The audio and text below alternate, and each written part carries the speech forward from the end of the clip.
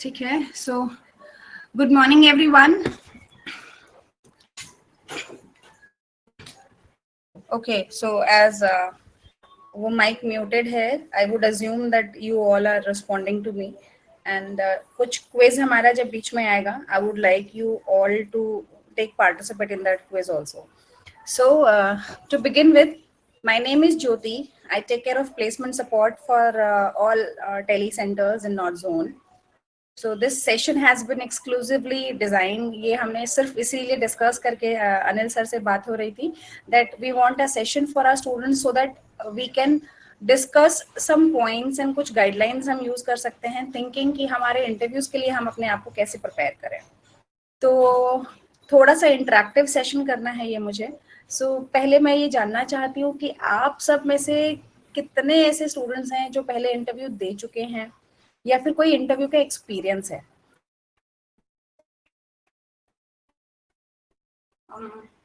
Are we expecting responses or no? ठीक है. Good morning ma'am.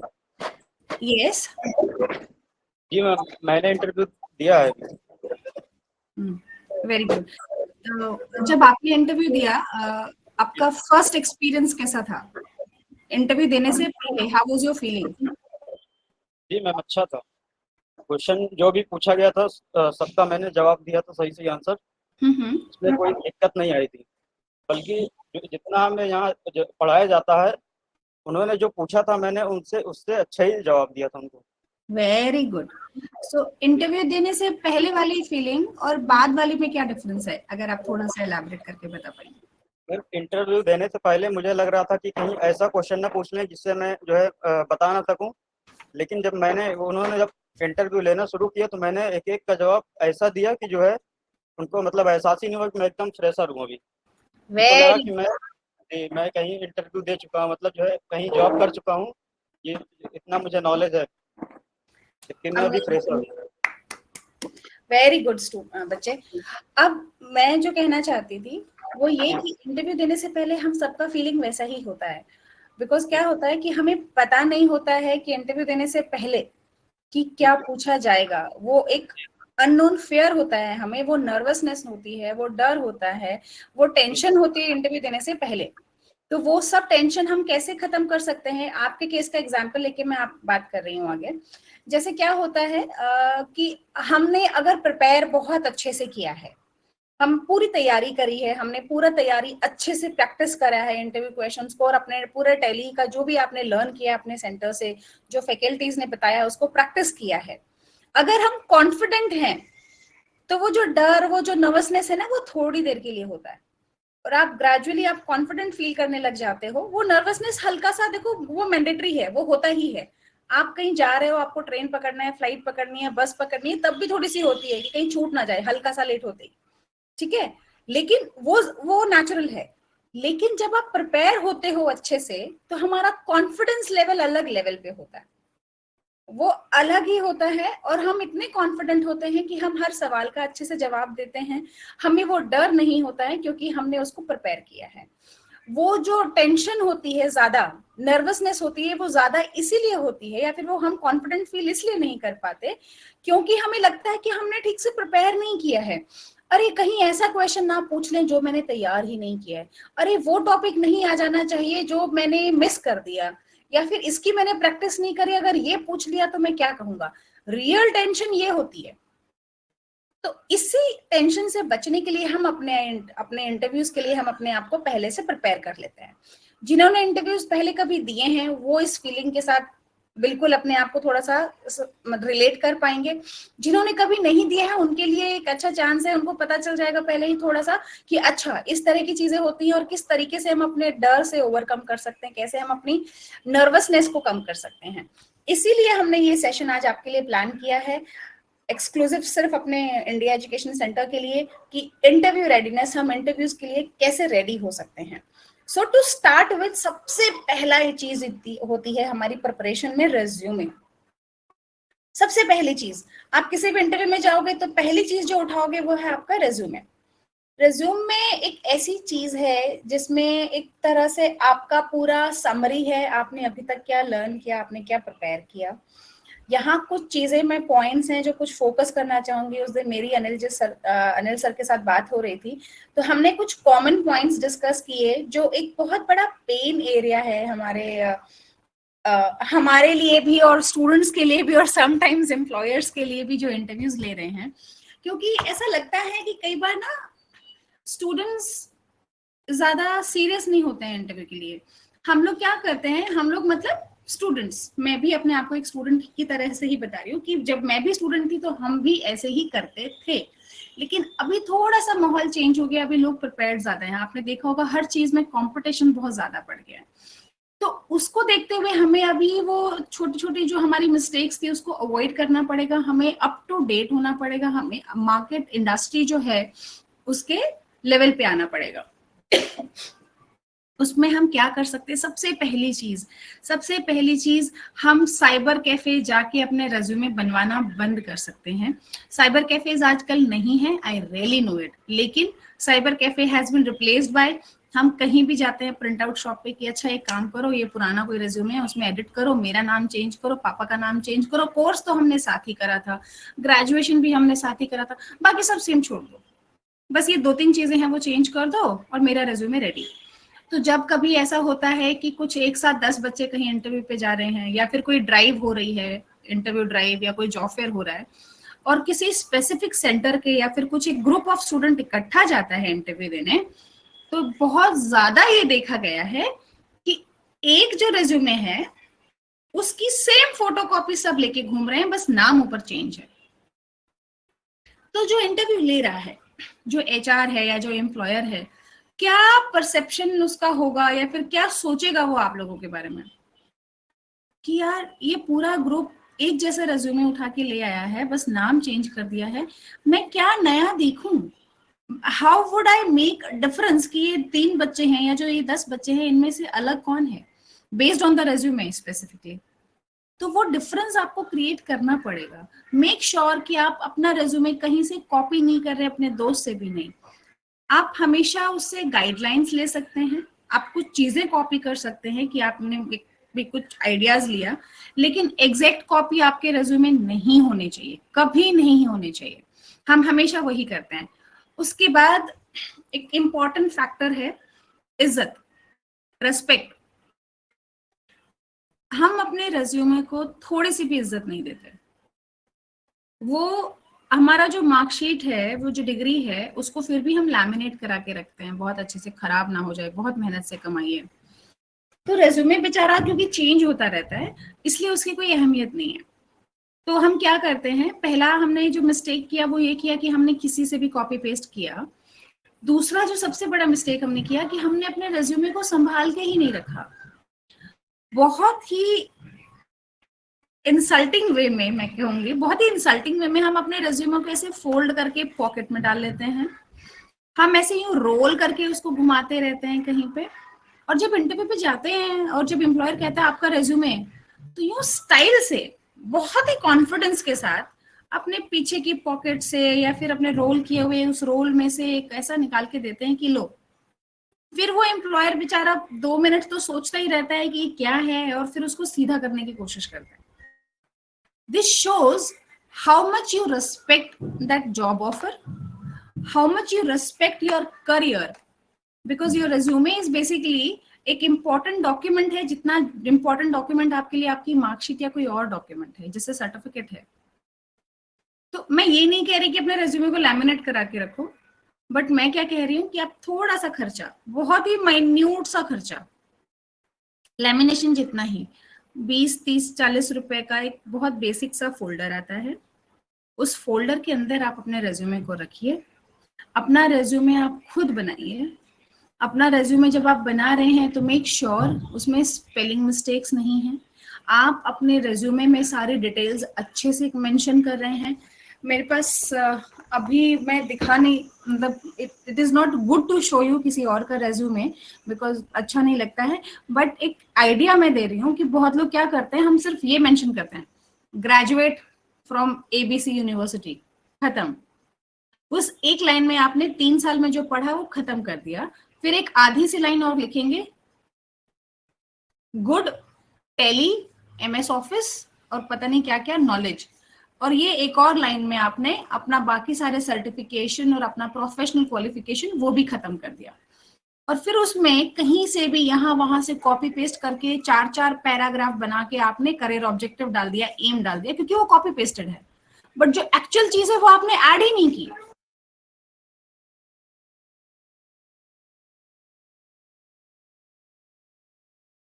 समझ आ रहा है आपको जो मैं कहना चाह रही हूँ?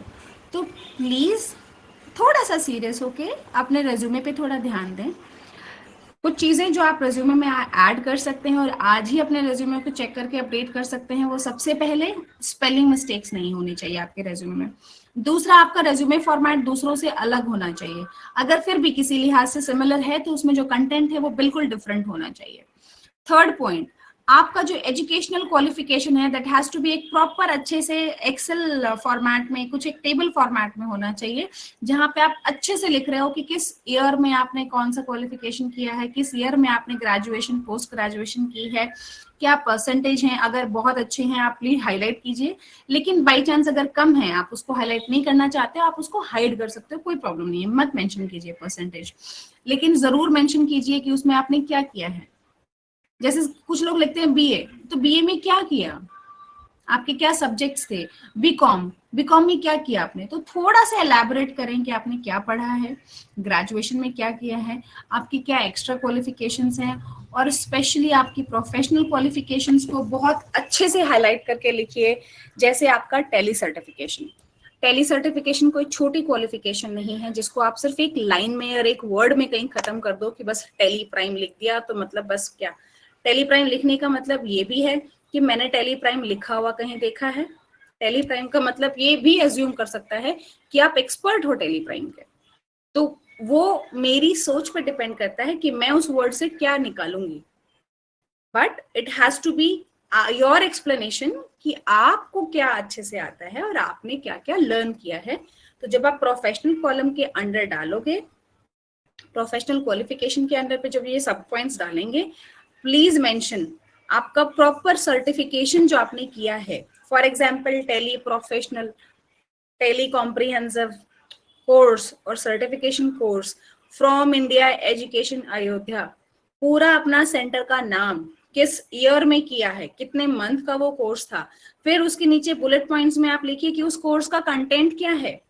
Because there is a possibility, मैं अगर कोई कंपनी से हूँ, देर इज पॉसिबिलिटी मुझे नहीं पता कॉम्प्रिहेंसिव क्या होता है, मुझे नहीं पता एसेंशियल लेवल 3 में क्या क्या पॉइंट्स आते हैं, ठीक है ना, बट वो आपको मुझे बताना पड़ेगा कि अगर आपने एसेंशियल लेवल 3 कोर्स किया है उसमें आपने क्या क्या लर्न किया है, GST, TDS, IT, sorry ITR, bank reconciliations, और जो कुछ भी इन्वेंटरी मैनेजमेंट, जो जो भी आपके मेजर टॉपिक्स हैं वो प्लीज रिज्यूमे लिखिए। पूरा सिलेबस रिज्यूमे पे नहीं छापना है, मेजर पॉइंट्स लेकिन बुलेट्स में जरूर ऐड करना है। वो हाईलाइट करेगा कि आपने क्या क्या क्वालिफिकेशन अभी तक लर्न की है और आपको क्या क्या आता है। That would make you different from the other students जो ऐसे ही चले गए हैं, उन्होंने कोई सर्टिफिकेशन नहीं किया, वो हाईलाइट करेगा आपको। ठीक है, यहाँ तक अगर क्लियर है तो हम आगे करते हैं। आप लोग में से किसी को भी अगर लगे कि हमको कुछ पूछना है तो एनी टाइम आप लोग आस्क कर सकते हैं, ठीक है? यस यस, बिल्कुल, मैम चाहेंगे भी कि वो इंटरेक्टिव सेशन हो। आपको लगेगा कि मेरे दिल में कुछ है जो मुझे पूछना है पर हेजिटेशन की वजह से पूछ नहीं पा रहे हैं, ऐसा मत करिए, क्योंकि ये सेशन आपके लिए रखा गया है, तो आप फुली पार्टिसिपेट करिए, ठीक है? आपको जब भी लगे कुछ पूछना है हाथ उठाइए, हम आपको माइक दे देंगे, आप बात करिएगा, ठीक है? Thank you ma'am. Yes sir, हाँ बिल्कुल। मुझे बीच में ना थोड़ा सा अगर चीजें क्लियर भी है ना, थोड़ा यस नो, मतलब ऐसा नहीं लगना चाहिए कि मैं लैपटॉप से बात कर रही हूँ। आई वांट टू फील कि मैं स्टूडेंट्स के साथ ही बात कर रही हूँ, ठीक है? कोई प्रॉब्लम नहीं है, जहां पर भी कोई भी क्वेरी, कोई पॉइंट समझ में नहीं आया, इंग्लिश हिंदी जैसे भी है, मैं कोशिश कर रही हूँ कि अपने पॉइंट्स को ठीक से समझाऊं, लेकिन फिर भी पॉसिबिलिटी है कि नहीं आए। कई बार स्पीड कम हो जाता है, ज्यादा हो जाता है, या फिर कोई पॉइंट में ज्यादा अंडरस्टैंडिंग चाहिए, कहीं कोई कंफ्यूजन है, आप कुछ भी कहीं भी पूछ सकते हैं। ये सेशन सिर्फ आपके लिए, ठीक है? ओके, सो आई बिलीव कि यहाँ तक हमारा पॉइंट क्लियर है कि हमें रेज्यूमे में क्या क्या लिखना है और अपने रेज्यूमे को कैसे प्रेजेंट करना है, ठीक है? एक बहुत ही पर्सपेक्टिव वे में हमें रेज्यूमे को देना है, एक फोल्डर में हमें उसको रखना है बहुत रिस्पेक्टफुल तरीके से। और ये आपके करियर का बिगिनिंग पॉइंट है, so please give some respect to your resume. उसकी आरती नहीं उतारनी है, लेकिन उसको इज्जत के साथ आप जब दे रहे हैं उनको देना है। ऐसे सिर्फ एक हाथ से मत दीजिए। आपने बहुत बार देखा होगा, बहुत बड़े बड़े लोग अपना विजिटिंग कार्ड ना दोनों हाथों से देते हैं। छोटा सा कार्ड होता है 2-2.5 इंच का, लेकिन उसको दोनों हाथों से देते हैं to show respect to that. ठीक है, सो कुछ चीजें like please use formal fonts and do not use bright colours in your resume. अब अगर आप व्हाइट पेपर पे ही आपका रेज्यूमे का प्रिंट निकालोगे, आप हर बार कलर प्रिंट आउट नहीं निकाल सकते। निकालना भी चाहते हो तो यही कोशिश होनी चाहिए कि बैकग्राउंड जो है वो व्हाइट है और जो फॉन्ट्स हैं आपके वो डार्क कलर के हैं, ताकि वो रीडेबल हो। अब इसी येलो कलर पे मैंने अगर ऑरेंज कलर के फॉन्ट्स डाले होते या फिर और थोड़ा सा डार्क येलो के डाले होते, आपको समझ नहीं आ रहा होता, लेकिन आप इसको पढ़ पा रहे हो बिकॉज ये डार्क कलर के फॉन्ट्स हैं। ठीक है, प्लस जो आपके फॉन्ट्स है वो फॉर्मल कलर, फॉर्मल्स में होने चाहिए। कुछ लोग है ना वो कॉमिक्स वाला और वो कर्सिव वाला फॉन्ट्स डाल देते हैं रेज्यूमे में, उसको थोड़ा सा स्टाइलिश दिखाने के लिए, बट स्टाइलिश नहीं, प्रोफेशनल दिखाना है अपने रेज्यूमे को। Do not exaggerate the truth. अभी मैंने अभी है ना, आप लोग कल को कोट करोगे, अरे ज्योति मैडम ने कहा था कि हाईलाइट करना है, तो हमने सब कुछ लिख दिया कि हमें ये भी आता है वो भी आता है, यहाँ वहां का हमने सब रेज्यूमे में डाल दिया। आपको ट्रुथ लिखना है, जो आपको आता है, जो जो आपने लर्न किया है अच्छे से। उसको इतना एक्सजरेट नहीं करना है कि भाई दुनिया भर की नॉलेज सिर्फ आपको है, बिकॉज वो जब इंटरव्यू लेंगे उनको पता चल जाएगा आपको कितनी नॉलेज है। फॉर एग्जाम्पल, आपके सर्टिफिकेशन कोर्स में बहुत सारे पॉइंट्स थे जो आपने बहुत अच्छे से किए, और शायद कोई एक ऐसा पॉइंट हो सकता है जैसे कि फॉर एग्जाम्पल TDS वाला पॉइंट है जो आपको शायद अभी प्रॉपर क्लियर नहीं है, या फिर आपको उस पर और प्रैक्टिस चाहिए, आपको अभी ठीक से नहीं आता है, तो आप चाहो तो उसको हटा सकते हो। और अगर आप उस पर लर्न कर रहे हो और आपको है कि हाँ नहीं मैं इसको ठीक से जस्टिफाई कर सकता हूँ, तो आप उसको मेंशन करो, लेकिन बढ़ा चढ़ा के नहीं लिखना है। ठीक है, do not forget to highlight your achievements. अभी हमने बात किया पर्सनल क्वालिफिकेशन जो एकेडमिक क्वालिफिकेशन है और अपना प्रोफेशनल क्वालिफिकेशन का। अब अचीवमेंट्स क्या होता है? अचीवमेंट्स होता है जैसे आपने अपने स्कूल में, कॉलेज में, बहुत सारे बच्चे होते हैं, हम बहुत सारी एक्स्ट्रा करिकुलर एक्टिविटीज में पार्ट लेते हैं, कुछ इवेंट में पार्ट लेते हैं, स्पोर्ट्स में लेते हैं, या फिर हमने कभी कहीं पे किसी चीज में पार्ट लिया, कोई कंपटीशन में हम जीत गए या हमने पार्टिसिपेशन सर्टिफिकेट है, उसका प्रूफ होना चाहिए, ऐसा नहीं कुछ भी आप लिखोगे। ठीक है, उस तरह के अचीवमेंट्स आप उसमें मेंशन कर सकते हो। आपने कोई केस स्टडी किया, कहीं इंटर्नशिप किया, कुछ भी जो आपकी प्रोफाइल को और ज्यादा एनहांस करे, वैसी चीजें आप उसमें अपनी अचीवमेंट्स में लिख सकते हो। ये लिखना जरूरी है। अगर गलती से ऐसा है कि आपने कहीं कुछ भी नहीं किया है, तो आपने कभी किसी भी इवेंट में तो पार्ट लिया ही होगा। बहुत लंबी लाइफ होती है हमारी स्कूल और कॉलेज की, किसी भी तरह का पार्टिसिपेशन है तो आप वो भी मेंशन कर सकते हो कि मैंने ऐसी एक्टिविटी में पार्ट लिया था, I was part of these kind of activities. ठीक है, वो कुछ एनसीसी टाइप की एक्टिविटीज भी हो सकती हैं कि आपने अलग से एनसीसी लिया होता, वो ये दिखाने के लिए कि नहीं आपको टैली कितना अच्छा आता है, वो ये दिखाने के लिए एज अ ह्यूमन बीइंग आप कैसे हो, आपकी जो स्ट्रेंथ्स, आपकी हॉबीज हैं, वो दिखाने का पर्पस होता है कि आप एज अ पर्सन कैसे हो, आपका किस तरह का नेचर है, आप कितने आउटगोइंग हो। और देखो इतना तो सबको पता है, पढ़ाकू कीड़े थोड़े बहुत ही होते हैं जो दिन भर बस किताबों में ही लगे रहते हैं, बट वो भी ज्यादा अच्छे नहीं होते हैं बिकॉज उनको फिर बाहर की दुनिया के बारे में नहीं पता होता।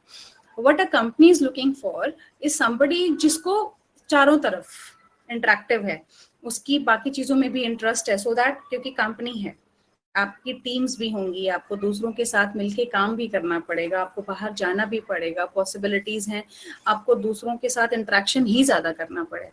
सो आपको ये क्वालिटीज भी थोड़ा सा डेवलप करनी पड़ेंगी, where you are interacting with people, you are doing something with your own. आपको कोई प्रोजेक्ट दिया जाएगा, वो प्रोजेक्ट आपको खुद भी हैंडल करना पड़ सकता है, आपको टीम भी हैंडल करनी पड़ सकती है, कुछ भी। So show as a person आप कैसे हो, और आप में क्या क्या क्वालिटीज हैं, आप में क्या क्या अच्छी आदतें हैं जो आपको एक अच्छा पर्सन बनाएंगे। यहाँ एक एग्जाम्पल भी मैं लेना चाहती हूँ। एज्यूम कीजिए, हम अकाउंटेंट का ही एग्जाम्पल ज्यादा लेते हैं, सबके ड्रीम्स अकाउंटेंट की ही हैं ऑफकोर्स टैली करने के बाद। तो अकाउंटेंट है, एक अकाउंटेंट है जो चुपचाप दिन भर अपनी बस एंट्रीज करता है, उसको किसी से लेना देना नहीं है, किसी से बात नहीं करता, मुंह फुला के रहते हैं, प्लस उनका एटीट्यूड बड़ा नेगेटिव सा है, उनसे कोई बात करता है वो सीधे मुंह बात भी नहीं करते। एक और दूसरा पर्सन है जो ये सारे काम तो करते ही हैं, मतलब मुंह फुलाने के अलावा अपना काम अच्छे से कर रहे हैं, टाइमली पूरा कर रहे हैं, लेकिन साथ में कोई भी अगर टीम एक्टिविटी हो रही है उसमें पार्ट लेते हैं, सबसे बहुत अच्छे से बात करते हैं, अगर कस्टमर्स और क्लाइंट्स आते हैं उनसे बहुत आगे बढ़ के बातचीत करते हैं और अपने प्रोडक्ट के बारे में भी डिस्कस करते हैं, और भी कुछ अगर अपने ऑफिस में चल रहा है, कोई मार्केटिंग चीजें चल रही हैं, कुछ भी, तो उसमें भी पार्ट लेते हैं और बहुत पूरा टीम के साथ मिलजुल के काम करते हैं। तो ये 2 पर्सनालिटीज हैं। कोई भी पर्सन अपने कंपनी में या फिर अपने घर में, आपके फ्रेंड सर्कल में भी ऐसे पर्सन को थोड़ा कम पसंद करेंगे जो किसी से इंटरेक्ट ही नहीं करता। जो थोड़ा लाइवली होते हैं उन्हीं को सब पसंद करते हैं। तो कंपनीज में भी थोड़ा लाइवली, थोड़े पॉजिटिव एटीट्यूड वाले लोगों को पसंद किया जाता है। तो जस्ट शो, ये इस तरह की हॉबीज और अचीवमेंट्स दिखा के you are trying to say that आप बहुत आउटगोइंग और बहुत अच्छे लाइवली पर्सन हो। तो आपकी जैसे ईमानदारी, आपका कॉन्फिडेंस, आपका टीम बिल्डिंग, ये सब चीजें आपकी हॉबीज में और आपकी बातों में झलकनी चाहिए। ठीक है। How to highlight yourself in the interview now. हम अपने आप को हाईलाइट कैसे कर सकते हैं? अब इंटरव्यू देने जाएंगे, वहां पे और भी बहुत लोग पहले भी गए होंगे और आपके बाद भी इंटरव्यू देने जाएंगे। आप कैसे अलग हो सबसे? तो अभी तक हमने बात किया कि हम रेज्यूमे कैसे तैयार कर सकते हैं, उसमें क्या क्या लिख सकते हैं। लिखने वाला काम तो हो गया, वो तो हम पहले कर सकते हैं किसी और की हेल्प से भी, लेकिन अब इंटरव्यू की बारी है। वहां पे जो करना है वो आपको खुद करना है। मींस प्री इंटरव्यू प्रिपरेशन हमने अभी कुछ चीजें डिस्कस करी हैं ऑलरेडी। एक वापस से चेक रिकैप कर लेते हैं। Review the job description. जिस भी जॉब के लिए आप जा रहे हैं उसका जॉब डिस्क्रिप्शन अच्छे से देख लें। जॉब डिस्क्रिप्शन देख लें मतलब कि आपको पता होना चाहिए किस प्रोफाइल के लिए आप जा रहे हो और उस प्रोफाइल में क्या क्या रिक्वायरमेंट है, आप उसमें एलिजिबल हो कि नहीं हो। जैसे सेकेंड पॉइंट है ना, consider your eligibility for the job. जिस इंटरव्यू के लिए आप जाओगे, जिस प्रोफाइल के लिए आप जाओगे, अपना एलिजिबिलिटी चेक कीजिए सबसे पहले, आप एलिजिबल हो भी कि नहीं। आप अकाउंटेंट बनने के लिए जा रहे हो, वहां पे फॉर एग्जाम्पल। हाँ जी सर। ये जो पीपीटी है वो चेंज नहीं हो रही है क्या? वो मैं नेक्स्ट पेज पे हूँ, मेरा स्क्रीन विजिबल नहीं है क्या? स्क्रीन विजिबल में इंटरव्यू रेडीनेस लिख के आ रहा है सिर्फ अभी भी? अरे इतना सारा स्लाइड मैंने चेंज किया। एक सेकेंड, मैं वापस शेयर करती हूँ। Okay,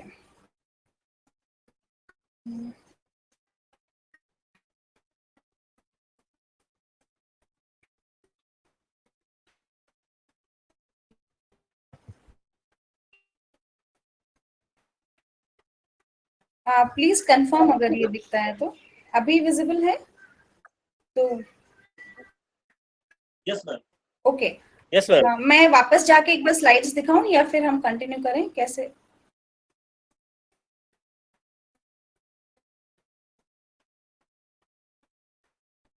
should I go back? Ma'am yes. ठीक है। एक बार वापस से इसको देख लेते हैं। हाँ, इंटरव्यू रेडीनेस हम आई थिंक तब से यही दिख रहा था आपको। दिस वाज हमने जो रेज्यूमे के बारे में बात किया कि रेज्यूमे में हम क्या क्या अवॉइड कर सकते हैं, क्या क्या हमें ध्यान रखना अपना रेज्यूमे बनाते हुए। देन फॉर्मल फॉन्ट्स हमें यूज करने हैं और ब्राइट कलर्स हमें यूज नहीं करने हैं अपने रेज्यूमे में, जो हमने डिस्कस किया। Then we discussed about do not exaggerate the truth, मतलब हमारे जो भी हम लिख रहे हैं रेज्यूमे उसको बहुत ज्यादा बढ़ा चढ़ा के भी नहीं लिखना है। ठीक है। फिर हमने हाईलाइट किया हमारे अचीवमेंट्स को, और हमारे अचीवमेंट्स हाईलाइट करना इंपॉर्टेंट क्यों है वो भी, और of course to show how you are as a person while showing आपका हॉबीज और स्ट्रेंथ्स और अचीवमेंट्स। ठीक है। Then we came to how we can highlight ourselves in the interview. Right now we are on this page where we are discussing pre-interview preparation, means interview से पहले की preparation हम क्या कर सकते हैं, which is in our hand. ठीक है, वो situation ऐसा है जिसका हम practice prepare अच्छे से कर सकते हैं with free hand. Review the job description. हम जब किसी इंटरव्यू पे जा रहे हैं हमारे पास वो जॉब डिस्क्रिप्शन होना चाहिए। जॉब डिस्क्रिप्शन होगा तो वी वुड डेफिनेटली नो कि हमारा जो इंटरव्यू है वो किस तरह की जॉब के लिए है और हम क्या एक्सपेक्ट कर सकते हैं उससे। Second point is consider your eligibility for the job. अपना एलिजिबिलिटी क्राइटेरिया चेक करें। कुछ जॉब्स में ऐसे कहते हैं कि सिर्फ हमें बीकॉम ग्रेजुएट चाहिए, कुछ जॉब प्रोफाइल के लिए शायद आ सकता है कि हमें सिर्फ अंडर ग्रेजुएट या फिर ग्रेजुएट ही चाहिए। देन कुछ कंपनीज ऐसी भी होती हैं जो कुछ परसेंटेज क्राइटेरिया भी मेंशन कर देती हैं दैट वी वांट स्टूडेंट्स जिनका 60% एटलीस्ट हो 10th 12th और ग्रेजुएशन में, या कोई भी बेसिक क्राइटेरिया। इसके साथ ही कभी कभी लोकेशन का बैरियर आ जाता है कि हमें सिर्फ ये लोकेशन से स्टूडेंट्स चाहिए या फिर इसी बैकग्राउंड से चाहिए, या फिर वी ओनली वांट जिसको जीएसटी बहुत अच्छे से आता है, वी वांट कैंडिडेट जिनका बिलिंग डिटेल्स बहुत अच्छा है, और मे बी इस तरह का प्रोफाइल जहाँ पे उनको एमएस ऑफिस की नॉलेज ज्यादा अच्छे से चाहिए अलॉन्ग विद टैली। तो वो क्राइटेरिया होता है, वो जेडी में मेंशन होता है जॉब डिस्क्रिप्शन में, वो हमें एक बार चेक करना चाहिए। पहले हम जॉब डिस्क्रिप्शन देखेंगे, फिर हम अपना एलिजिबिलिटी क्राइटेरिया चेक करेंगे कि क्या हम एलिजिबल हैं या उसके लिए नहीं है। बहुत बार ऐसा होता है हमारा सर्टिफिकेशन कंप्लीट नहीं हुआ है, हम इंटरव्यू के लिए चले गए। ऐसा सिचुएशन में आप क्या करोगे? आपको सेलेक्ट कर लिया गया और अब आप कहा कि अब ज्वाइन कर लो, आप तो अपना सर्टिफिकेशन छोड़ दोगे या जॉब ज्वाइन करोगे?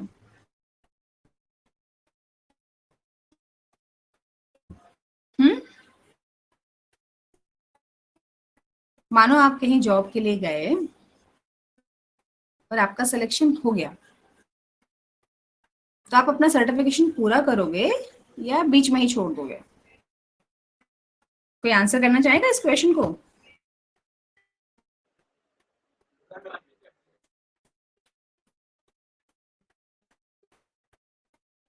कुछ आवाज नहीं आ रही है।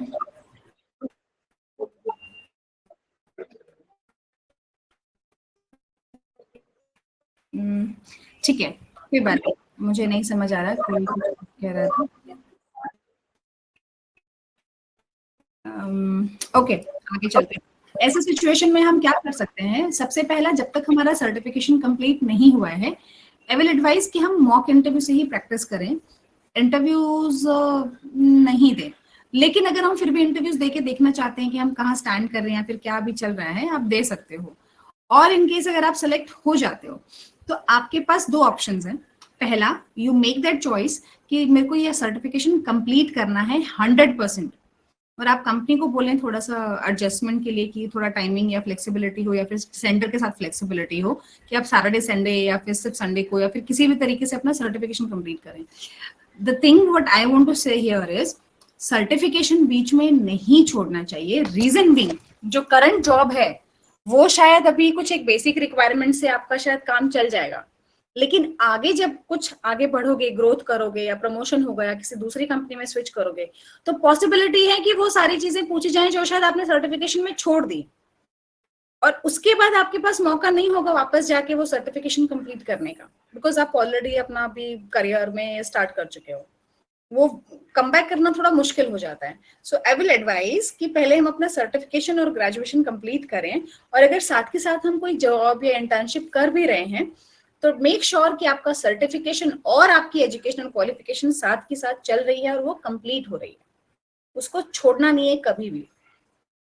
ठीक है, next is learn more about the company. जिस भी कंपनी में जा रहे हो उस कंपनी के बारे में लर्न करो कि कैसी कंपनी है, किस तरह का काम होता है यहाँ पे, आपकी रिस्पॉन्सिबिलिटीज क्या होंगी, वो सब डिटेल्स गूगल पे सब मिल जाता है, चेक कर सकते हो आप। Prepare for expected interview questions. अब आपको पता है कि कंपनी कौन सी है, क्या पूछा है। अब अगर जीएसटी के लिए हायर कर रहे हैं तो जीएसटी के बारे में पूछेंगे, तो उससे रिलेटेड अपना क्वेश्चंस आप पूछ सकते हो, मतलब सॉरी प्रैक्टिस कर सकते हो अपने दोस्तों के साथ, अपनी फैकल्टीज के साथ, या फिर गूगल पे ऑफ कोर्स, कहीं पर भी आपके पास कुछ क्वेश्चंस का लिस्ट अभी हम भी शेयर करेंगे, तो आप वो तैयारी कर सकते हो। Practice mock interviews. Mock interviews मतलब होता है कि कोई आपका इंटरव्यू लेता है, मतलब ऐसे इनैक्ट करता है कि वो इंटरव्यू ले रहे हैं और आपको उनके आंसर्स देने हैं। उससे आपको खुद पता चलेगा कि आप अभी कितने रेडी हो। देन ऑर्गेनाइजिंग योर डॉक्यूमेंट्स बहुत इंपॉर्टेंट है।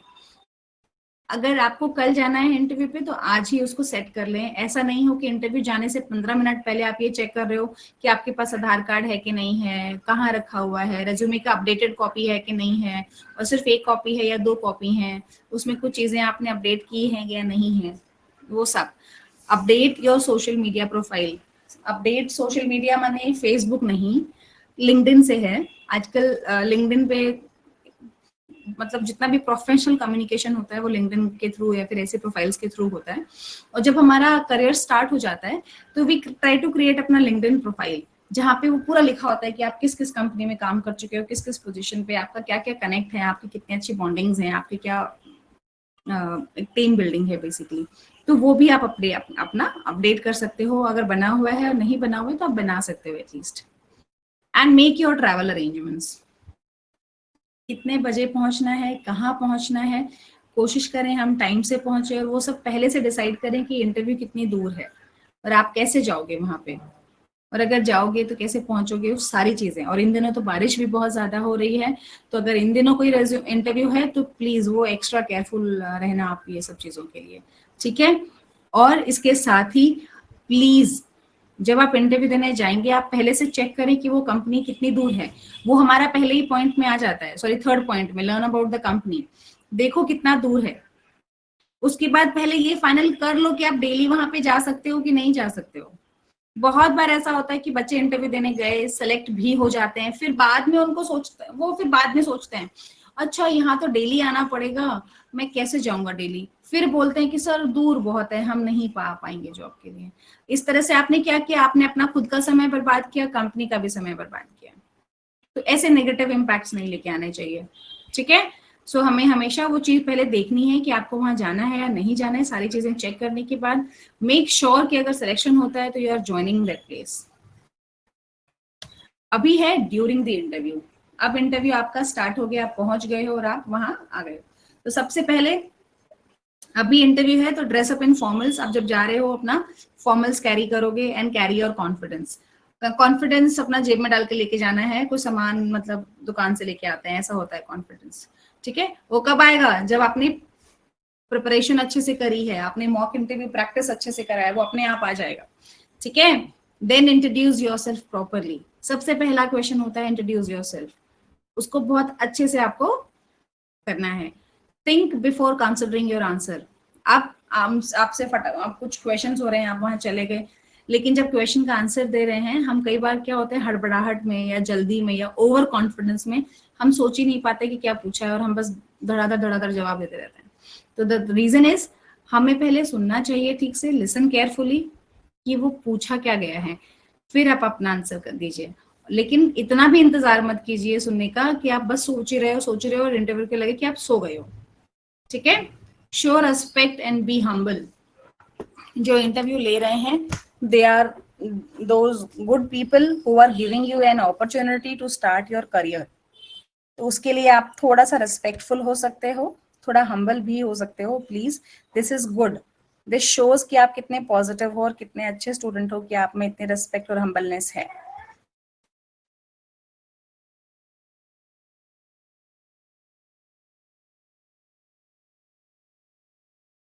Just 1 minute.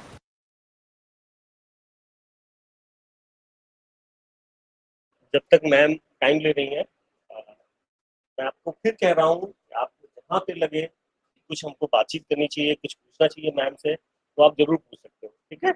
और पूछोगे तो मैम को भी अच्छा लगेगा कि आप पार्टिसिपेट कर रहे हो, मैम अपना टाइम दे रही हैं आप लोग को, तो आप भी उन फुली इन्वॉल्व, नहीं खाली बैठे हुए हो यहाँ पे, ठीक है। तो जरूर अपने क्वेश्चंस आप रखिए, ठीक है, और अच्छा लगेगा।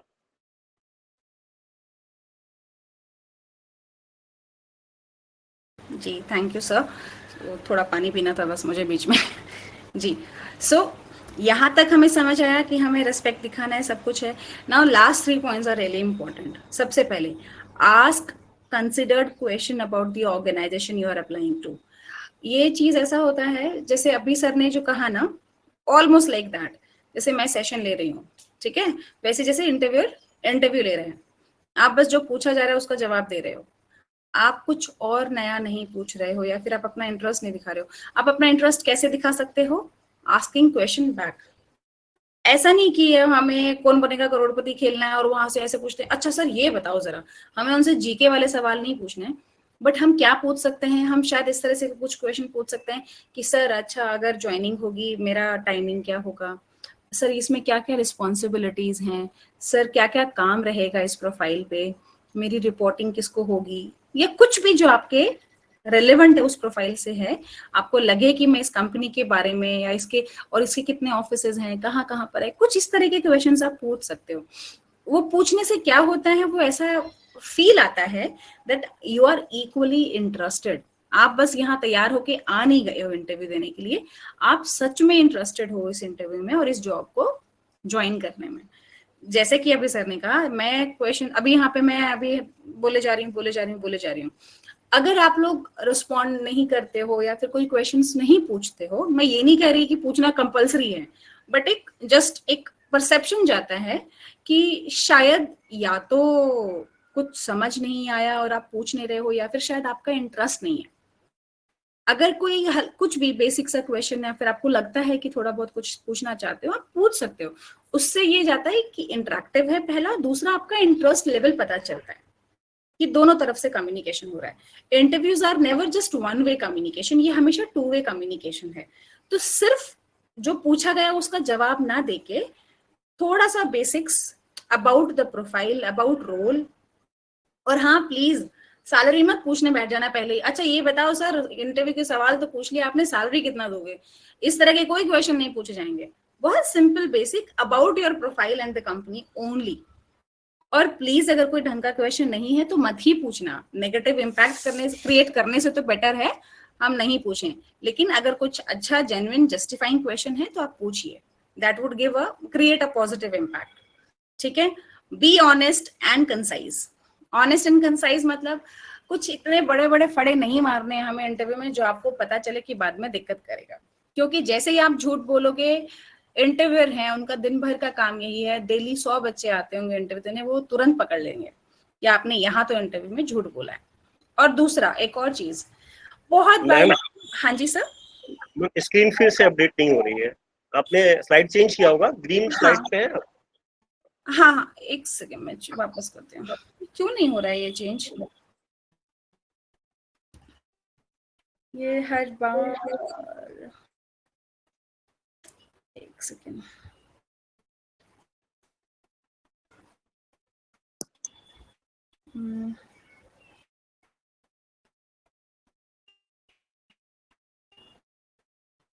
एंटायर स्क्रीन भी नहीं हो रहा है, विंडोज जब मैं कर रही हूँ तब भी इशू। एक बार अनशेयर्ड करके मतलब शेयर पे दोबारा कर दीजिए ma'am.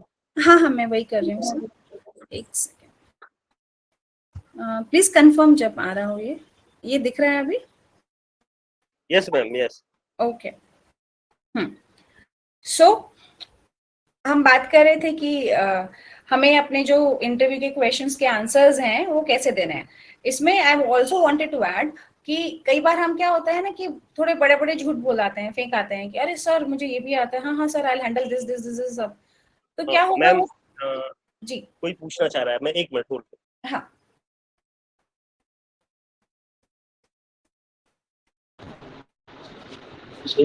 Hello hello good morning ma'am. मैं साक्षी यादव बोल रही हूँ। तो मैम मेरा एक क्वेश्चन है कि अगर मैं कहीं पे देने जा रही हूँ इंटरव्यू, तो वो मुझे पहले से कंफर्म हो कि मुझे किस में लेना है या फिर रिज्यूम के अकॉर्डिंग वो मुझे सेट करेंगे? आप जब जा रहे हो साक्षी इंटरव्यू देने के लिए, सबसे पहले आपको खुद पता होना चाहिए कि आप कौन सी कंपनी में जा रहे हो और किस प्रोफाइल के लिए इंटरव्यू देने जा रहे हो। क्योंकि वहां जाके पहला क्वेश्चन तो होगा कि अपने बारे में बताओ और ये सब, और the very next question will be कि आप ये जॉब के लिए अप्लाई क्यों करना चाहते हो। और फिर वहां जाके आपने कहा कि मैं तो ऐसे ही आ गई थी, आप मेरा रिज्यूम देख के मुझे बता दो कि किस चीज में नौकरी दोगे मुझे। ऐसा नहीं होना चाहिए, पढ़े लिखे बच्चे ऐसे नहीं करते हैं। क्योंकि देखो क्या फर्क रह जाएगा एक प्रोफेशनली एजुकेटेड में और एक सिंपल प्लेन ग्रेजुएट स्टूडेंट में, यही है कि आपको पता होना चाहिए कि आप कहाँ इंटरव्यू देने जा रहे हो, कंपनी के बारे में भी और पोजीशन के बारे में भी। हाँ सैलरी आपको पता हो भी सकती है, नहीं भी हो सकती है, वो चलेगा, लेकिन प्रोफाइल क्या है आपको पता होना चाहिए। हाँ अंडर दैट प्रोफाइल आपकी रिस्पॉन्सिबिलिटीज क्या होंगी ये क्वेश्चन है, वो आप पूछ सकते हो। जैसे कि आपने कहा अकाउंटेंट प्रोफाइल है, अकाउंटेंट प्रोफाइल है तो आप कंपनी से, क्योंकि हर एक कंपनी में अलग अलग रोल्स होते हैं, अलग अलग रिस्पॉन्सिबिलिटीज होती हैं, तो आप ये जरूर पूछ सकते हो कि अकाउंटेंट के अंदर क्या क्या रोल रहेंगे मुझे और क्या क्या मेरी रिस्पॉन्सिबिलिटीज रहेंगी।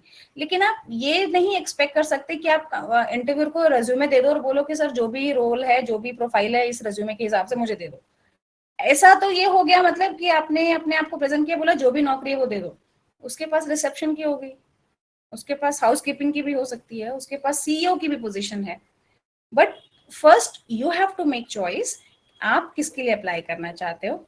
हाँ, then there would be possibility कि बेस्ड ऑन योर इंटरव्यू, कि आपका इंटरव्यू कितना अच्छा और कितना मतलब खराब, या फिर कह सकते हैं कितना बहुत सही नहीं गया है, बेस्ड ऑन दैट वो लोग ये डिसाइड कर सकते हैं कि देखो हमारे पास अकाउंटेंट के साथ साथ एक पोजीशन और है, तो हमें लगता है शायद अकाउंटेंट में आप फिट नहीं हो रहे हो, लेकिन अभी अकाउंट्स एग्जीक्यूटिव की प्रोफाइल है, असिस्टेंट की प्रोफाइल है, जिसमें आप 1-2 साल काम करने के बाद शायद अकाउंटेंट बन जाओगे।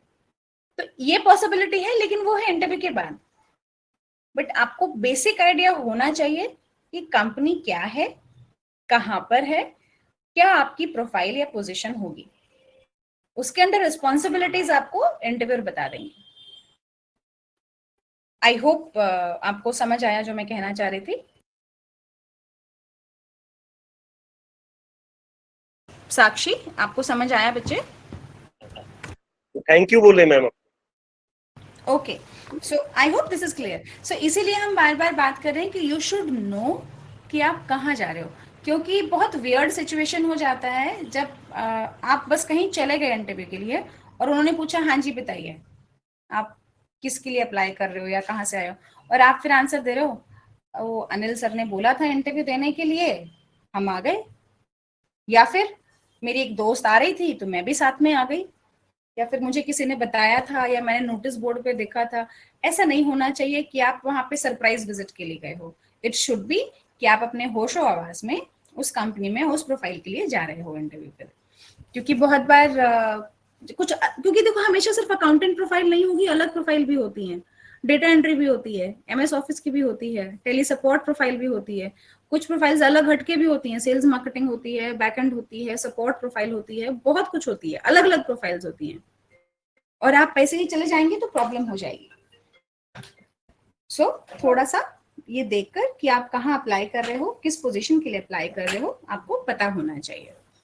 एंड इन दी एंड एक और पॉइंट रह गया यहाँ पे, जब आप इंटरव्यू के क्वेश्चंस के आंसर दे रहे हो और आपको लगे कि आप कहीं अटक गए हो, आपको उसका आंसर नहीं आता है, never ever blame the centre और फैकल्टी और एनीबडी एल्स। सर ये तो हमारे सिलेबस में ही नहीं था, मैं तो पढ़ लेता, मैं तो पता नहीं बहुत बड़ा 30 मार्क खाऊं, लेकिन हमारे सिलेबस में नहीं था, सिर्फ इसलिए नहीं आता मुझे, अगर सिलेबस में होता तो मुझे 100% आता। या फिर हमारी फैकल्टी ने करवाया ही नहीं, ये टॉपिक छुड़वा दिया, हमको नहीं बताया।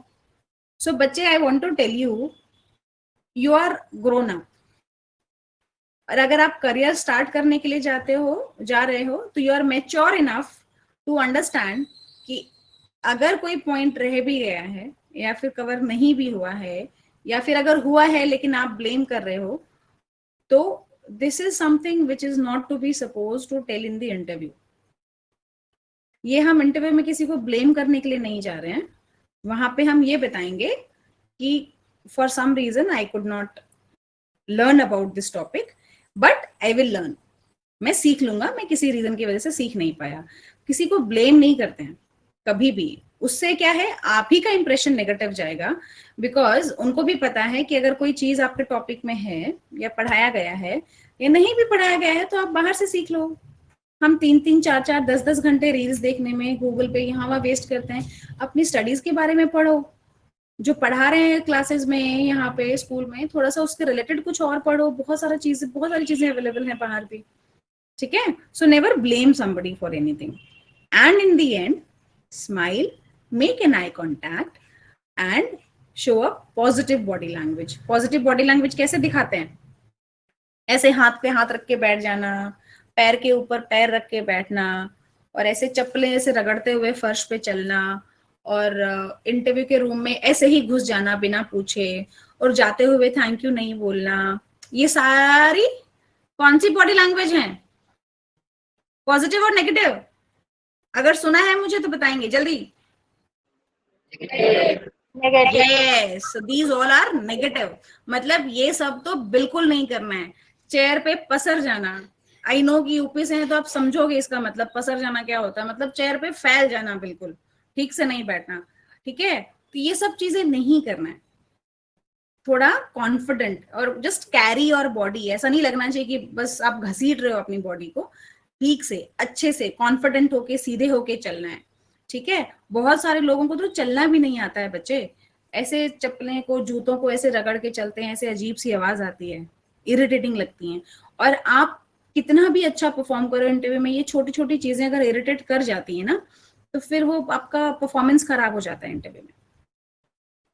So make sure that you carry a good positive body language and बहुत अच्छे से कॉन्फिडेंट होके अपना इंटरव्यू दें, ठीक है। Okay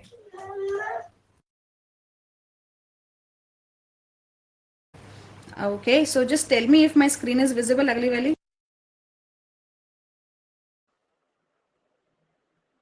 yes ma'am. तो आप लोग को कैसा लगा आज का सेशन? आपको लगा कि ये आपके लिए यूजफुल है? ये आप ही लोग के लिए ऑर्गेनाइज किया गया है। अभी तक एक लोग ने खाली क्वेश्चंस पूछा।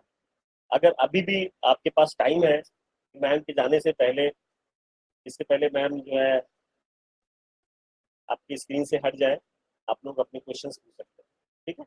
एनीबॉडी, कोई भी? नहीं? हाँ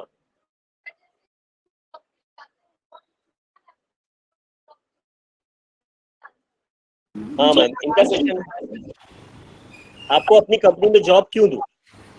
हाँ, अगर ऐसा कोई क्वेश्चन आता है कि मैं आपको कंपनी में जॉब क्यों दूं, आप इसका आंसर इस तरीके से कर सकते हो बच्चे। यहाँ पे आती है वो चीजें जो हमने शुरू में डिस्कस करी थी कि रेज्यूमे में क्या दिखाना है। You tell your qualifications.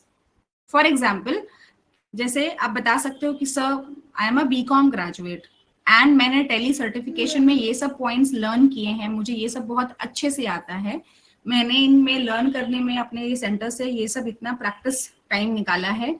Plus आप अपनी क्वालिटीज बताएंगे, how you are a good person, जैसे कि I can handle difficult situation, मैं ये अकाउंटिंग बहुत अच्छे से कर सकती हूँ, मैंने ये सब लर्न किया है एंड आई फील कि ये जो भी पर्टिकुलर पोजीशन है, बिकॉज ये आंसर आप तभी कर पाओगे जब आपको पता है कि आप किस पोजीशन के लिए इंटरव्यू देने जा रहे हो। तो फिर आपको बताना है दैट आई बिलीव कि इस प्रोफाइल के लिए I am most suitable because मुझ में जितना भी आपने ये पूछा गया है, क्योंकि जब आपको पता होगा कि एक अकाउंटेंट के लिए उन्होंने मांगा है कि जीएसटी आना चाहिए, फाइलिंग आनी चाहिए और ये आना चाहिए, तो उन्हीं पॉइंट्स को डिस्क्राइब करते हुए you can say that these are the points जो मैंने बहुत अच्छे से लर्न किए हैं और मुझे ये प्रोफाइल के लिए मैक्सिमम मेरा रेलेवेंस है and I can perform all these duties with no problem. और अपना जो भी कॉन्फिडेंस है, जैसे कि आपका स्ट्रेंथ्स होती हैं बेसिकली, जो हम कहते हैं ना स्ट्रेंथ्स एंड वीकनेसेस, वो यहाँ पे हमें दिखानी है। स्ट्रेंथ्स क्या क्या है? Sir I am confident, I am quick learner, मेरा कम्युनिकेशन स्किल बहुत अच्छा है। आपको जो भी लगे कि आपका इस प्रोफाइल से रिलेटेड आप में गुड क्वालिटीज हैं, उनको आप हाईलाइट कीजिए। सो आप ऐसे अपने आप को बता पाओगे कि क्या कैसे आप इस प्रोफाइल के लिए मोस्ट रेलेवेंट स्टूडेंट हो। अगर आपको पता ही नहीं होगा कि आप किस इंटरव्यू के लिए जा रहे हो, फिर किस प्रोफाइल के लिए जा रहे हो, तो आप इसका आंसर नहीं कर पाओगे। लेकिन क्योंकि आपने पहले से रिसर्च किया है, तो आप इस तरह के क्वेश्चन के आंसर को अच्छे से डिस्क्राइब कर पाओगे।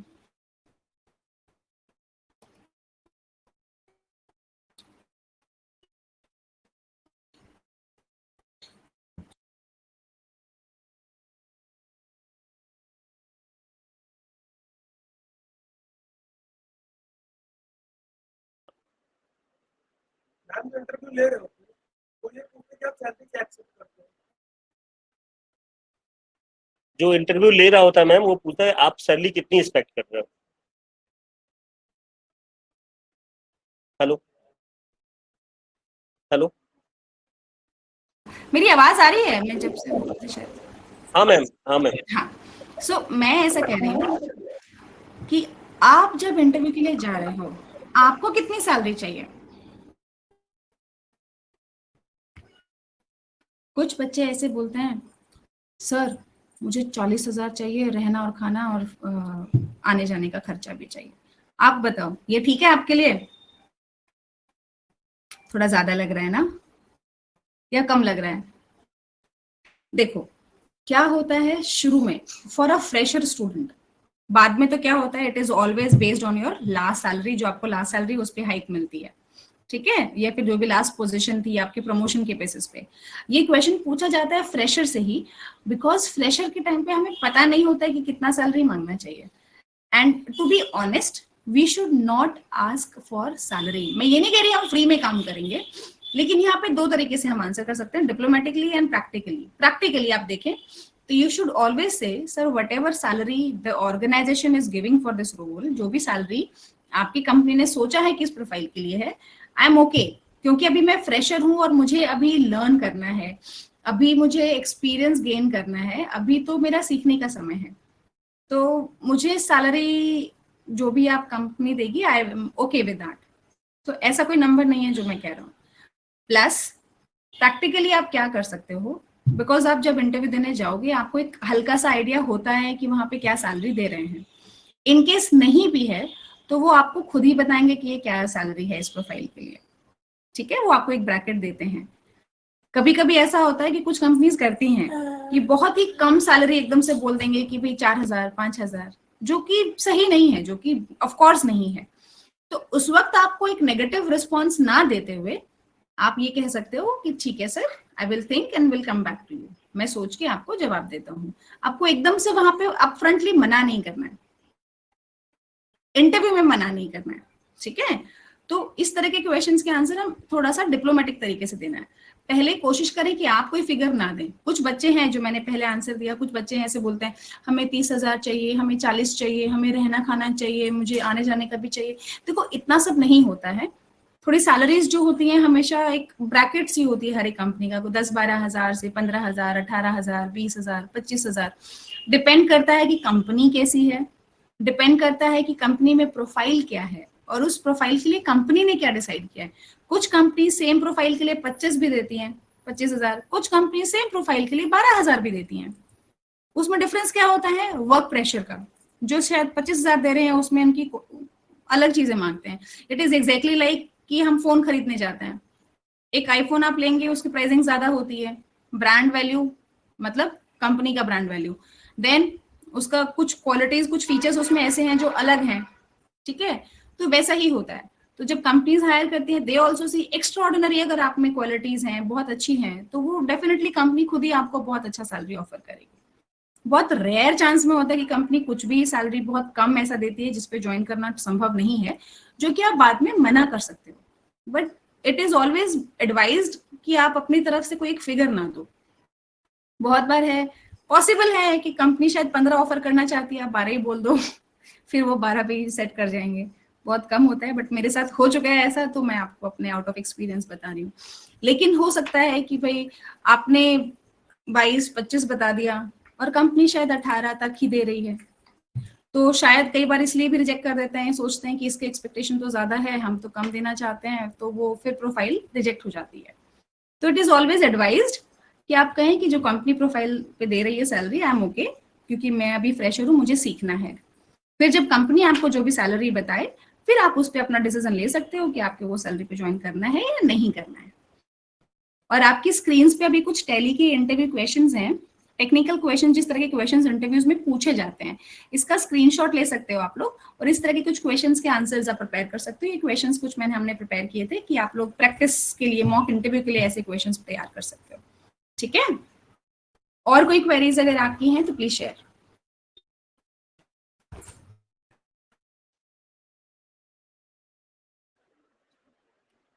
और कोई क्वेश्चन? नहीं? एक मैं भी अपना एक्सपीरियंस शेयर कर देता हूँ। हाँ जी सर। जैसे हम लोग क्या करते हैं, हम लोग के पास वैकेंसी आती है, हमारे पास आई, सानू मैम के पास आई, तो हम लोग बच्चों को बताते हैं कि ये एक वैकेंसी है। तो बच्चे अभी नए नए हैं, अभी भी सीख के निकले हैं, और हमने उनसे प्रॉमिस भी किया है कि आप लोग को हम जॉब जरूर दिलाएंगे। तो हमने वो प्रॉमिस पूरा करते हुए उनको बताया।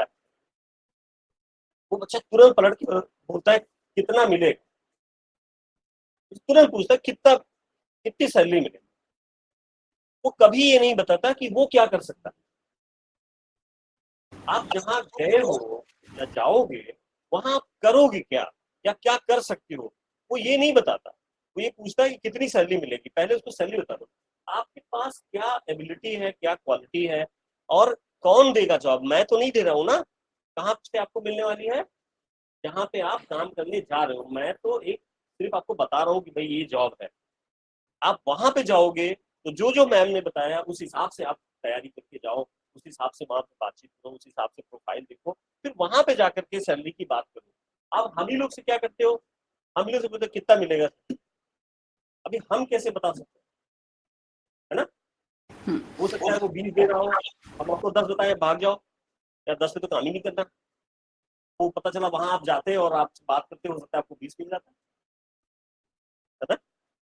इसलिए जो आपको बता रहा है जॉब, आप उसी से सैलरी ना पूछना शुरू करो। दूसरी चीज, जब आपको कोई भी जगह बताई जाती है कि यहाँ पे आप चाहिए, इंटरव्यू है या वो लोग कंडक्ट कर रहे हैं, तो आप उस जगह के बारे में, उस फर्म के बारे में, जैसे मैम ने भी बताया ये बात, तो सारी चीजें पता कर लो। और ये बहुत जरूरी है। जैसे मैम ने बताया ना कि होता क्या है कि बच्चे चले जाते हैं, इंटरव्यू दे भी आते हैं, फिर एक हफ्ता काम भी कराते हैं, फिर एक दिन अचानक गायब हो जाते हैं। अरे वो वहां बहुत दूर पड़ता है, वो दूर पड़ता है, वो रात वहां से हम निकलते हैं तो हमें सवारी नहीं मिलती। लड़कियों के केस में तो स्पेशली ये चीज है, वो ज्वाइन तो कर लेती है, लेकिन फिर उनको क्या होता है कि जो एग्जिट टाइम है वो उनको सूट नहीं करता, और फिर वो क्विट करना चाहती है। उनको सब चीज अच्छी लगी पर टाइमिंग सूट नहीं करता, तो आप पहले से देख लो। दूसरी चीज, मौसम बदलते हैं, टाइमिंग बदलते हैं। आज देखिए अभी क्या है, 6 बजे एकदम रात होने लगती है। अभी एक एक महीना पहले आप देखिए 7, 7:30, 7:15 तक एकदम रात नहीं होती थी। अभी कुछ दिन बाद आप देखेंगे 5:30 बजे एकदम अंधेरा होना शुरू हो जाएगा। तो आप सारा पूरा होल ईयर का आप देख करके चलो कि वहां मैं जाऊंगा, कितने बजे मैं वहां से छूटूंगा, फिर मेरा जो घर है या जहाँ जाना है वहाँ की डिस्टेंस ये है, वहां पे मुझे इतनी देर में पहुंचना है, क्या मेरे लिए पूरे होल ईयर फिट है या नहीं है। आप किसी एक टाइम में आपने ज्वाइन किया, अगले टाइम में वो आपको फिट नहीं हो रहा है, तो वो सब चीजें आप बहुत ध्यान देने की जरूरत है। और एक चीज और है, जो जब भी आप जब भी आप काम करने जाओ तो पहली जॉब को आप सैलरी के प्रेफरेंस पे, मैम हो सकता है मैं ये बात गलत भी कर रहा हूँ, करेक्ट कर दीजिएगा, पहली जॉब को हमेशा आप सीखने के उद्देश्य से ज्वाइन करो। जो फर्स्ट जॉब है जहाँ सबसे अच्छा सीखने को मिले वहां आप ज्वाइन करो। वो सैलरी कुछ भी दे पर आपको सीखने को बहुत कुछ मिले, आपको बहुत शानदार एक्सपीरियंस हो जाए, आपको बहुत सारी चीजें वहां पे पता चला एक जगह आपने ज्वाइन किया है तो सैलरी तो आपको ज्यादा दे रहा है, 12,000 रुपये दे रहा है, पर आपको सिर्फ बिल कटवाता है बैठ कर। मैं अपने स्टूडेंट्स को एक बिलिंग ऑपरेटर बनाने के लिए नहीं तैयार कर रहा हूँ। हमने आपको बहुत सारी चीजें पढ़ाई हैं, हमने आपको टैली में बहुत सारी चीजें ज्ञान दी है, वो सिर्फ एक ऑपरेटर बने वो तो 3-4 दिन का कोई भी बन जाएगा। पता चला वहां पे काउंटर पे खाली बिलिंग करनी है और वो बैठ करके दिन भर एक बिल काटता रहता है, एक ही वाउचर में दिन भर एंट्री करता रहता है। दूसरे वाउचर के बारे में जैसे छूटा है वो उसका ओनर कहता है वो मत, अभी अकाउंटेंट आएगा वो देख। आप बिलिंग के लिए नहीं जा रहे हो। वो हो सकता है 12,000 रुपये दे दे, 15,000 रुपये दे दे, और एक आदमी आपको सीए ने आपको रख लिया, पर वो आपको 8,000 रुपये 7,000 रुपये से ऊपर देने के लिए तैयार ही नहीं है, बट आप वहां ज्वाइन कर लो, है ना। एक टैक्स प्रैक्टिसर है, वहां ज्वाइन कर लो, वहां आपको हर चीज सीखने को मिलेगी। आपको अकाउंटिंग मिलेगी, आपको जो वर्क इन्वायरमेंट है वो मिलेगा, आपको आईटीआर भी फाइलिंग मिलेगी, आपको कितने सारे तरह की फर्में होती है उनके साथ कैसे अकाउंटिंग की जाती है, डिफरेंट डिफरेंट अकाउंटिंग होती है। स्कूल का अकाउंट अलग होता है, फैक्ट्री का अकाउंट अलग होता है ना। अगर प्राइवेट लिमिटेड कंपनी है उसका अकाउंटिंग, उसकी रिटर्न फाइलिंग सब कुछ अलग होती है। सब कुछ आपको जानने को मिलेगा। तो मेरा ये सजेशन है, मैम आप करेक्ट करिएगा कि आपको कौन सी प्रोफाइल पे फर्स्ट जॉब करनी चाहिए, जहाँ पे ज्यादा पैसा मिल रहा हो जहाँ पे स्टिचिंग हो जाता है ना। और एक बार अच्छी नॉलेज हो जाएगी तो आप अपनी प्रोफाइल कभी भी बदल सकते हैं। किसी ने आपको लाइफ टाइम के लिए बांध नहीं रखा, आप जब चाहो तब क्विट कर सकते। एक और मेरा पर्सनल एक्सपीरियंस है। जैसे क्या होता है, बच्चे जाते हैं इंटरव्यू देने, इंटरव्यू देते हैं और बड़े अच्छे से इंटरव्यू भी हो जाता है, धीरे धीरे करके वो खुल जाते हैं, फिर अपने बारे में बताने लगते हैं, सर हम तो तैयारी कर रहे हैं यूपीएससी की, और अभी हमारा वेरी ट्रू। और बस उन्होंने क्या किया, बता दिया कि मैं बस कुछ ही दिन का हूँ, ये तो मैं ऐसे ही ज्वाइन कर लिया हूँ। मैम बताइएगा आप इस बारे में थोड़ा और। नहीं सर, 100% ट्रू। ये सारे पॉइंट्स जो आपने कहे हैं, these all are relevant.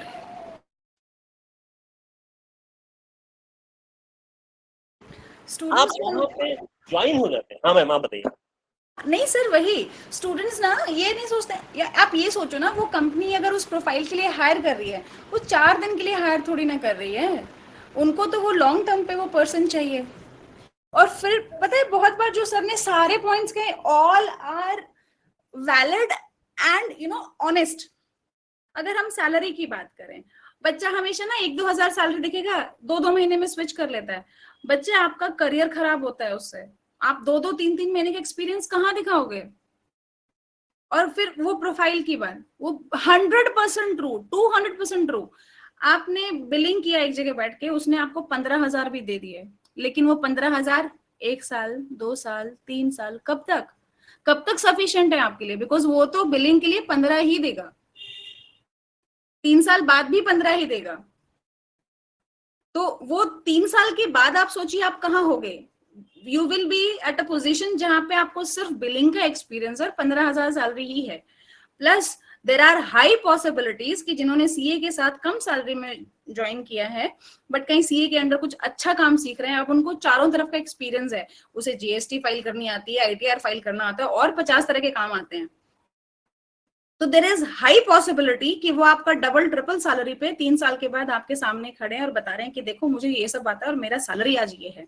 And आप 3 साल के बाद भी बिलिंग ही कर रहे हो और सेम सैलरी पे। तो आपका पहला सीढ़ी थोड़ा ऊंचा हो सकता है, लेकिन वो फिर वहां पे अटक भी सकता है। तो थोड़ा बहुत ज्यादा हर एक चीज सैलरी नहीं होती है, शुरू में सीखना होता है।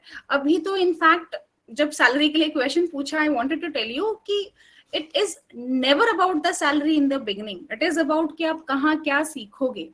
आपने यहाँ पे प्रैक्टिस किया, आपने थ्योरी सीखा, कहीं जाके प्रैक्टिकल करोगे किसी कंपनी में, they are giving you the opportunity. देखो, जाते ही आपको कोई अकाउंटेंट नहीं बनाएगा। बच्चे क्या सोचते हैं, sir I am also adding, please correct me if I am wrong, क्योंकि हम इंटरव्यूज कराते हैं, जॉब फेयर्स कराते हैं, तो ये फीडबैक एम्प्लॉयर से आते हैं। बच्चा सोच के जाता है कि हम कंपनी में जाके ज्वाइन करेंगे, हमें जाते ही कैबिन मिल जाएगा एसी वाला, मेरा पर्सनल लैपटॉप होगा और मैं वहां बैठ के आराम से काम करूंगा, बस इस तरह का प्रोफाइल हमारा एक्सपेक्टेशन होता है। और हाँ, सैलरी भी 30, 40, 50 जो भी अच्छी सैलरी एक्सपेक्टेशन, ये बहुत अच्छा है, लेकिन वहां तक पहुंचने के लिए हमें पहले थोड़ा धीरे से धीरे स्टेप बाय स्टेप स्टार्ट करना पड़ेगा।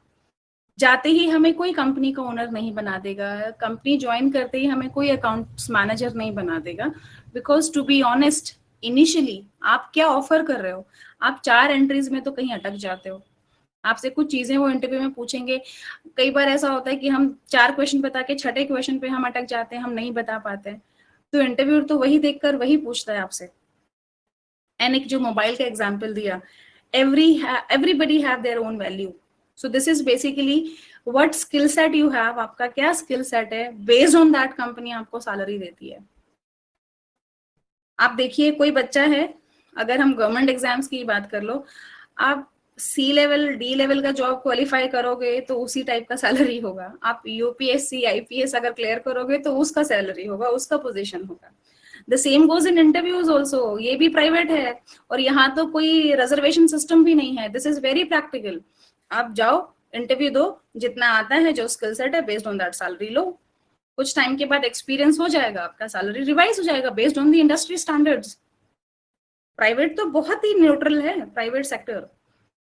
और कहीं किसी कंपनी में जाके आप बताते हो कि मैं अभी ज्वाइन कर लेता हूँ, 2 साल के बाद मुझे, या 2 साल तो बहुत लंबा टाइम है, जैसे सर ने कहा मेरा तो ज्वाइनिंग लेटर घर रखा हुआ है, 1 साल के बाद जाना है, तो I am here only for 6 months. Nobody would hire you. 6 महीने के लिए थोड़ी ना वो अपना टाइम वेस्ट करें। दे वांट समबडी जो लंबे समय के लिए काम करे उनकी कंपनी में, सो दैट उनको बार बार वो हायरिंग वाला प्रोसेस रिपीट ना करना पड़े। And don't take job as, अभी आप फ्रेशर हो, आपके पास बहुत अपॉर्चुनिटीज हैं लर्न करने की, जितना लर्न कर सकते हो, एक्सपीरियंस कर सकते हो, प्लीज करो, because there would be time आप सीखना चाहोगे लेकिन आपके पास टाइम नहीं होगा, और फिर आप एक ही प्रोफाइल पे अटक के रह जाओगे। So please upgrade yourself, please upgrade. सिर्फ अभी छोटा सा सोचा कि हाँ ठीक है डेटा एंट्री कर लिया और बाद में डेटा एंट्री के ही जॉब पे लगे रहे, लॉन्ग लाइफ नहीं चलेगा वो। ठीक है, तो बच्चे हम आपको डीमोटिवेट नहीं कर रहे हैं कि सैलरी कम होगा ज्यादा होगा। प्रोफाइल अकाउंट्स ऐसी है जिसमें बहुत ग्रोथ है, लेकिन जो इंस्टेंट ग्रोथ होती है ना, जो हम सोचते हैं कि एकदम से मिल जाए, वो नहीं होता है।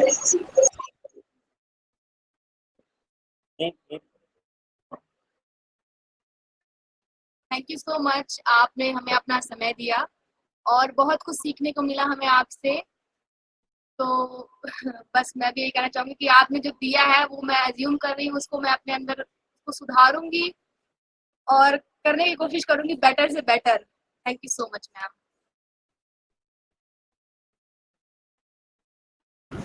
Thank you all the students, आपने बहुत शांति से, मतलब बिना शोर शराबा किए, बिकॉज हम म्यूट पे थे ऑफ कोर्स। फिजिकल क्लास में होते तो शायद ये लाइंस में बोलती कि बहुत अच्छे से आप लोगों ने सुना। एंड आई बिलीव कि छोटे से समय में जो भी मैं अपने एक्सपीरियंस के साथ शेयर कर पाई will be useful in your career journey. थोड़ा बहुत डिस्टर्बेंस मेरे एंड से हुआ होगा बिकॉज वर्चुअल क्लासेस हैं, और भी कोई so sorry for that. But thank you all, and thank you for ये अपॉर्चुनिटी देने के लिए कि हम अपने बच्चों से वर्चुअली ही सही लेकिन बच्चों से बात कर पाए। बहुत अच्छा लगा सुनकर।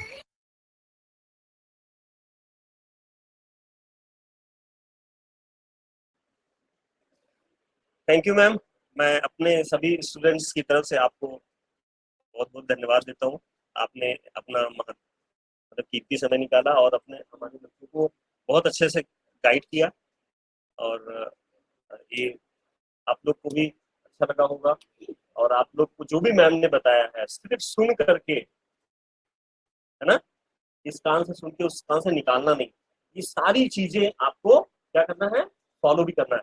ये जो भी वीडियो आज जो भी मतलब हुआ उसका वीडियो बना करके हम आप लिंक अपलोड कर देंगे आप सबके लिए। आप बार बार सुनिएगा, जो भी कंटेंट्स है, जो भी मैम ने बताया, जो भी वो है वो आप बार बार सुनिएगा, और अपने रिज्यूम्स, अपनी सारी चीजें, अपनी प्रोफाइलिंग, क्या करना है क्या नहीं करना है, क्या करना चाहिए, क्या बेस्ट प्रैक्टिस है, वो सब आप जरूर करिए। ठीक है, thank you ma'am, thank you so much. Thank you Arman sir. Arman sir है कि नहीं? अरमान सर हैं आप? शायद नहीं है।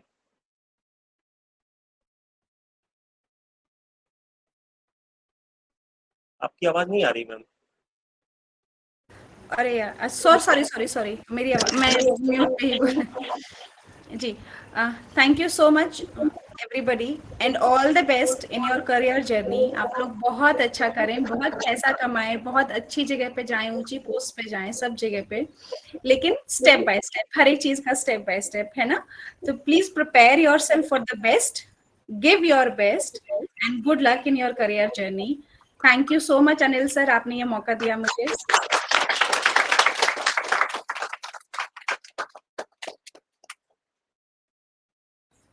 Thank you ma'am. Thank you, sir. Good luck, all the very.